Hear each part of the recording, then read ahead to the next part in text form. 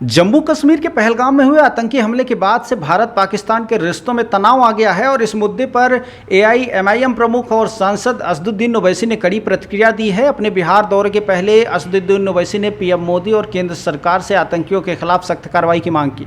ओवैसी ने कहा कि पाकिस्तान को सबक सिखाना जरूरी है। पूर्वी चंपारण के ढाका में ओवैसी रविवार को जनसभा को संबोधित कर रहे थे। इस दौरान उन्होंने कई बयान दिए।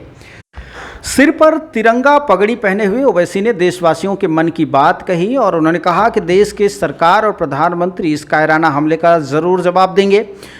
उन्होंने कहा है कि हम उम्मीद करते हैं कि जो आतंकी पाकिस्तान से आकर हमारे देश में निर्दोषों की जान लेते हैं, चाहे वो हमारी बेटियां हों या हमारे सैनिक, सरकार उन पर सख्त कार्रवाई करेगी और आतंकियों को जड़ से ख़त्म करेगी। ओवैसी ने कहा है कि प्रधानमंत्री को ऐसा सख्त कदम उठाना चाहिए जिससे भविष्य में कोई भी आतंकवादी भारत में आकर हमला करने से पहले 100 बार सोचे। उन्होंने पाकिस्तान को एक विफल राष्ट्र करार देते हुए कहा कि अब वक्त आ गया है जब उसकी नापाक हरकतों का मुंहतोड़ जवाब दिया जाएगा।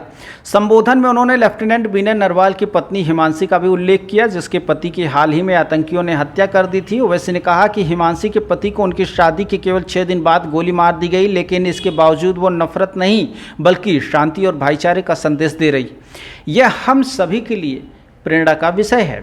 ओवैसी ने कहा है कि आतंकवाद की लड़ाई केवल गोलियों से नहीं बल्कि विचारों से भी लड़ी जाती है। उन्होंने कहा कि जो लोग देश के नहीं हैं, इस देश में रहते हैं और हिंदू मुस्लिम के बीच में जहर घोलते हैं, वे दरअसल पाकिस्तान के चेहरे पर मुस्कान ला रहे हैं। हमें उनकी मुस्कान मिटानी है, नफरत से नहीं बल्कि एकता दिखाकर। तो इस तरह से पहलगाम के हमले को लेकर के जिस तरह से पूरे विश्व में एक व्यापक विरोध दिखाई दे रहा है, एक हिंसक विरोध दिखाई दे रहा है लोगों की मानसिकता में, उससे साफ तौर पर जाहिर है कि अब पाकिस्तान में तो दहशत है ही है, लेकिन जो हमारे देश के अन्य वर्गों के नेता भी हैं वो भी अब इस बात को मान रहे हैं कि पाकिस्तान को मुंहतोड़ जवाब देना चाहिए।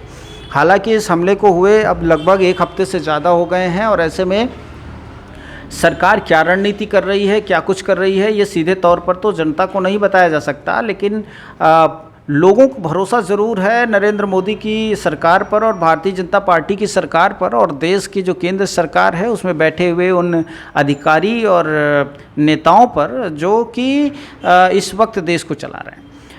पाकिस्तान पर अवश्य कार्रवाई होनी चाहिए और कार्रवाई इतनी सघन और मजबूत होनी चाहिए कि इसकी गूंज पाकिस्तान के 7 जन्मों तक लेने वाले बच्चों को सुनाई दे, उनके कानों में इसकी भयानक गूंज गूंजती रहे। ब्यूरो रिपोर्ट, नई दिल्ली।